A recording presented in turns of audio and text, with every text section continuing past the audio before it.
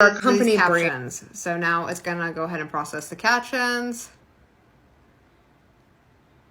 You are your story. And then you just go in here and you can do a couple of things. You can edit these, you can copy them and use them on a blog post. You can have somebody on your team do this. You can add a call to action. So your story, right? So this is what I use if I do a call to action. Go to, or I could say like actually www.amina.co is one of my sites. That's my main site.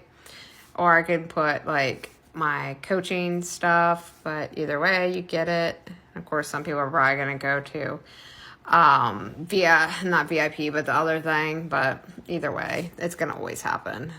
.com, which is a phone company in like, I don't know, somewhere like Spain or something.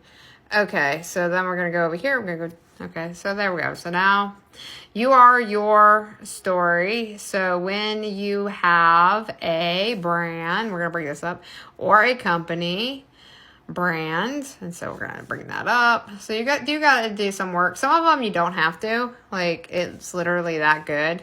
Like, it's literally that good. You don't have to, like, fix anything, but I do like to just read over it, obviously, and make sure it's good.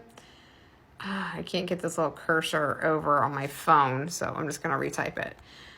All right, there we go. You have to develop a story to reach the clients. You are essentially, you see how I broke that up, essentially marketing to. All right, there we go. And you're going to change your story depending on the group you're presenting to. Okay. And like you can put another call to action if you want right here, which I'm just going to put my website. I'm not going to say like go to or anything like that.